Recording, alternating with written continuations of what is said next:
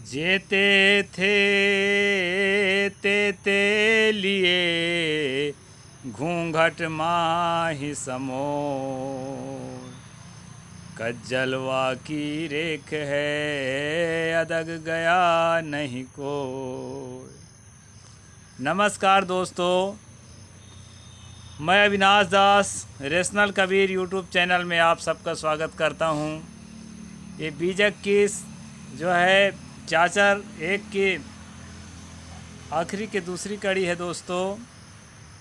मैंने जो बोला, जो साथी इस यूट्यूब चैनल को सब्सक्राइब नहीं किए हैं सब्सक्राइब ज़रूर करें, शेयर करके अपने साथियों तक पहुंचाएं और दोस्तों लाइक करें, कमेंट मुझे ज़रूर लिखें, बेल आइकन को प्रेस करें ताकि आपको पास दोबारा मेरा हर वीडियो पहुंच सके।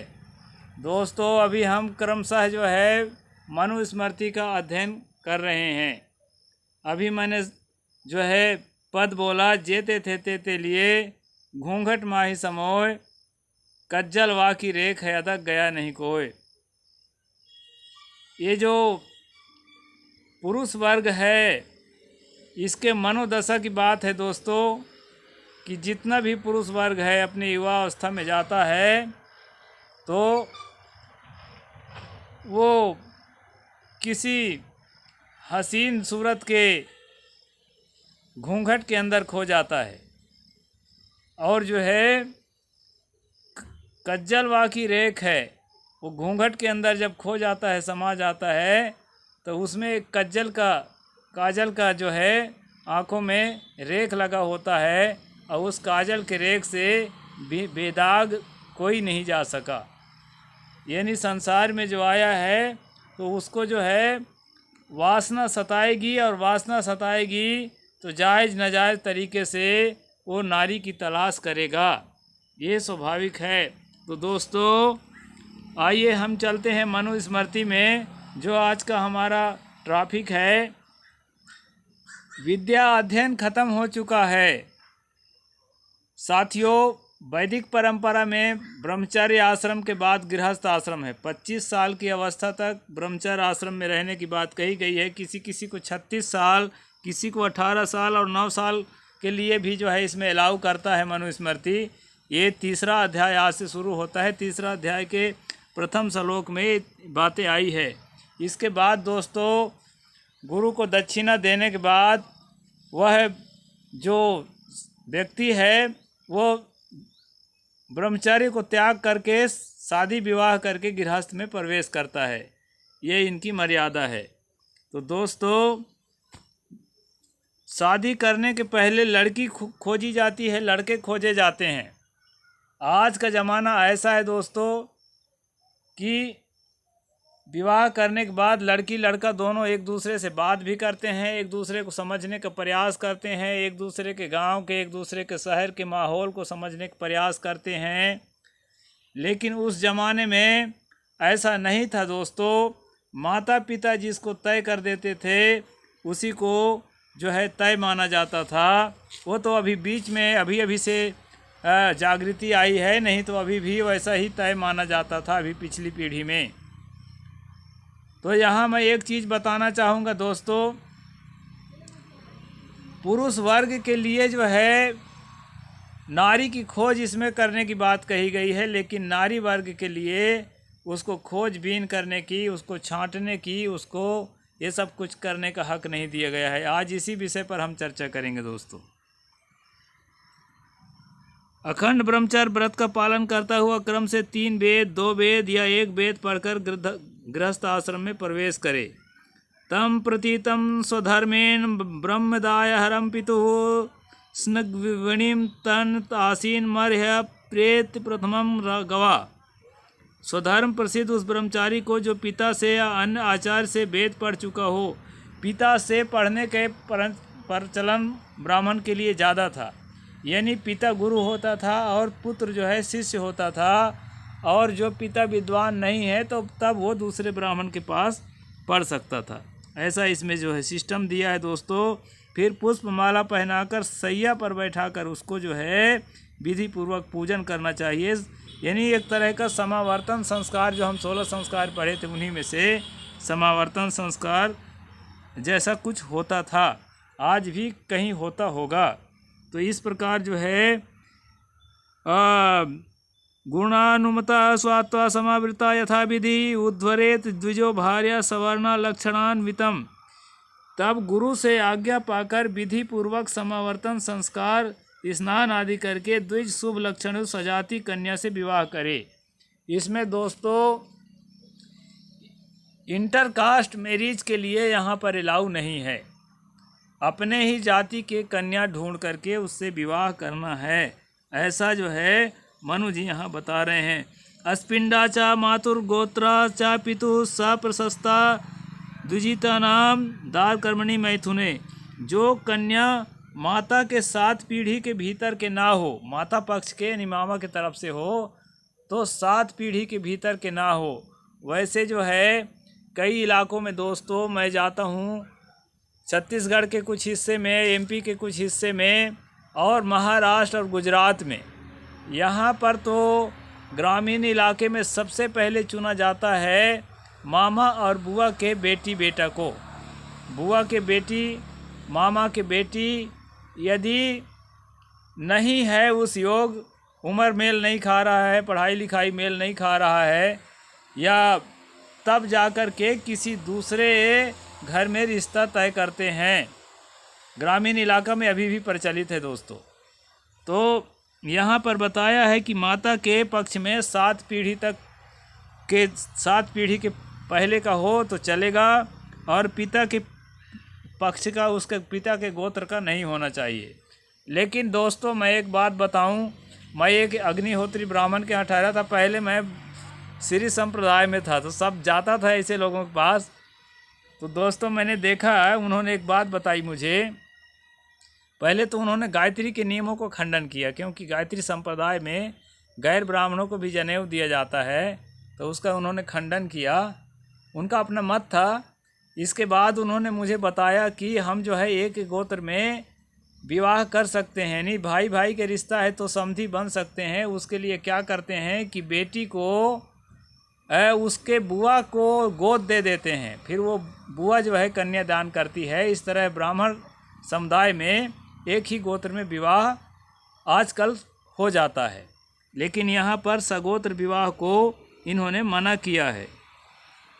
इस तरह से जो है यहाँ पर बताया है दोस्तों, महान्यतपि समृद्धानि गोजा विधाधान्यता स्त्री संबंधे शैतानि कुलानि परिवर्जते। गाय बैल बकरी भेड़ धन धान्य से पूर्ण धनी होने पर भी नीचे कुल से संबंध ना करे। हीन क्रियम निष्पुरुषम निश्चंदो रोम सरसनम सय्या मास परास्पर कुष्ठ कुलानि चा। एक कुछ बीमारियों का नाम लिखा है, कुष्ठ रोग, मिर्गी रोग, श्वेत रोग इत्यादि जो है, ये जो ल्यूकोडर्मा होता है, सफ़ेद कोढ़ जिसको बोलते हैं, इस प्रकार कुछ रोग हो, डबल अंग हो जिसके हाथ में डबल उंगली हो, आंखें पीली हो जिसके रोम ना हो, या जिसके जो है ज़्यादा रोम हो, इस प्रकार की अगर लड़की मिलती है तो उससे विवाह ना किया जाए, ऐसा मनु जी कह रहे हैं। और उसका नाम कैसा होना चाहिए लड़की का, ये भी बता रहे हैं। नक्षत्र वृष नदी निम्नि नात पर्वतमानिकाम ना पक्ष ही प्रेस नामनी ना ही भीषणा नामिकाम। नक्षत्रों के नाम पर, वृक्ष के नाम पर, नदी के नाम पर, मलेच्छों के जैसे यानी मुसलमानों के जैसा नाम, यानी मुसलमान भारत में आ चुके थे दोस्तों मनुस्मृति जब लिखा गया, क्योंकि मलेच्छ शब्द यहाँ कई बार आता है। तो पहाड़ जैसे, पक्षी जैसे, सांप जैसे और दासी के नाम जैसे जिसका नाम हो, तथा जिसका डरावना शब्द से नाम हो, ऐसे लड़की से भी विवाह नहीं करना चाहिए। अभ्यंगांगी सौम नामनांगी हंसवाणी गामिनी तनु लोभ केशर दशाम मृगी दामु स्त्रियम।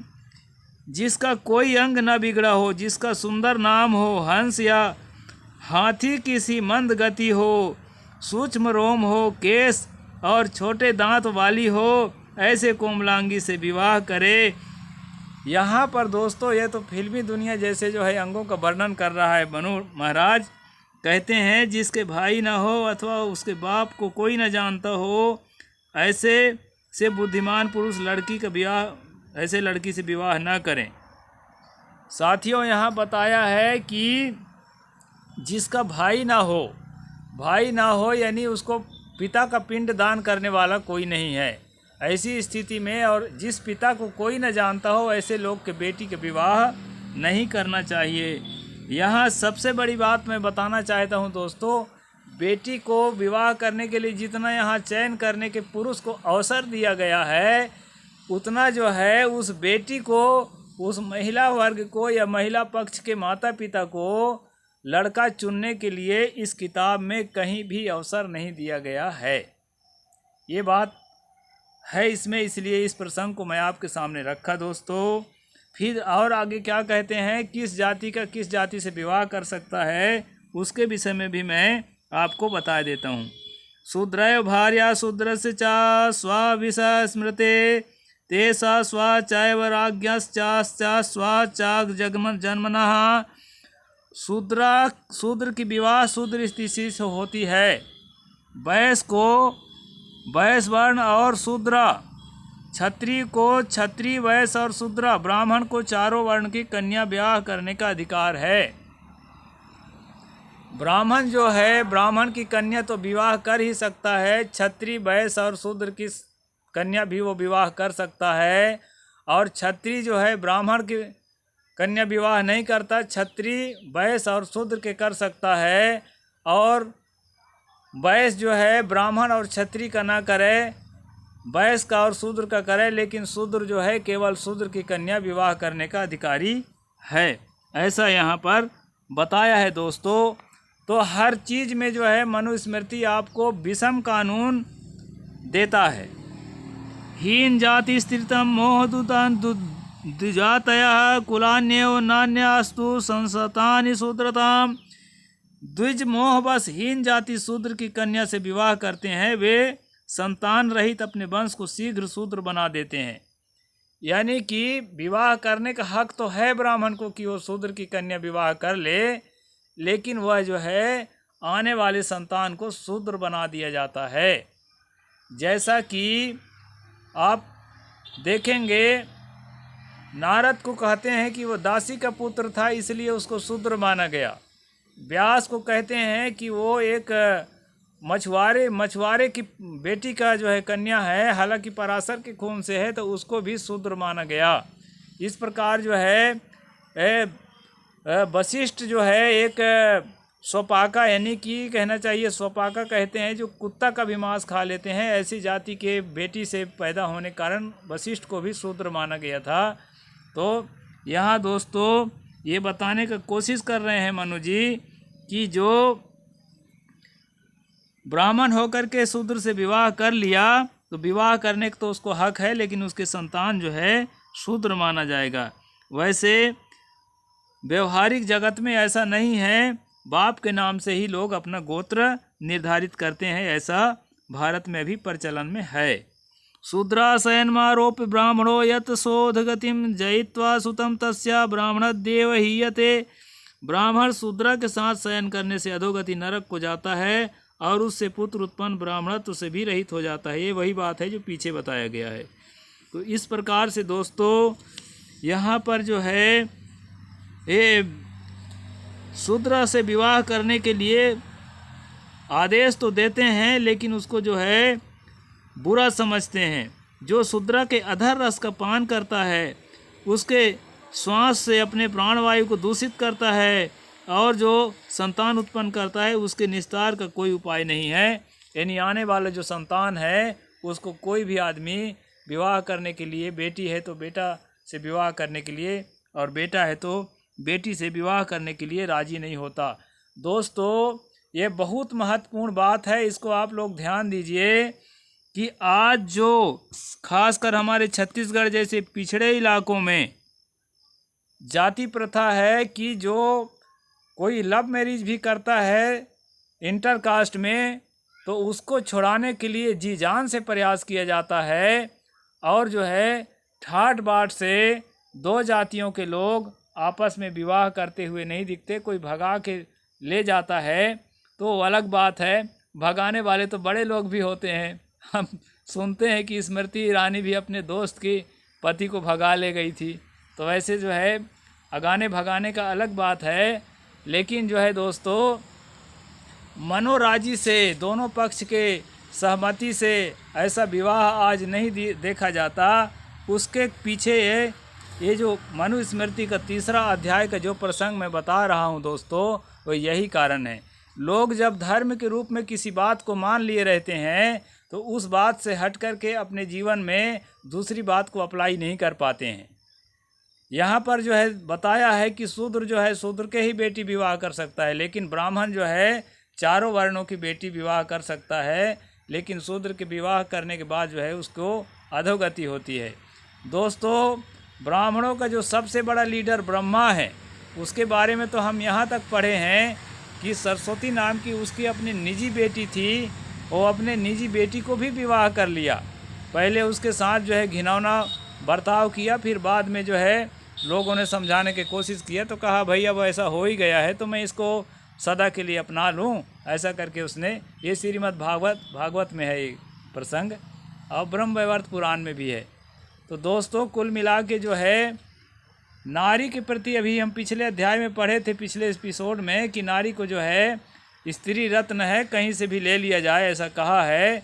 तो उसके लिए जो है ये रिश्ता नाता को भी ज़्यादा परवाह नहीं करते, लेकिन समाज के लोग जो हैं इंटरकास्ट मैरिज करने से डरते हैं। और दोस्तों इंटरकास्ट मैरिज बहुत बढ़िया मैरिज है, बहुत सलाह से और मिलजुल कर के इसको आगे बढ़ाना चाहिए।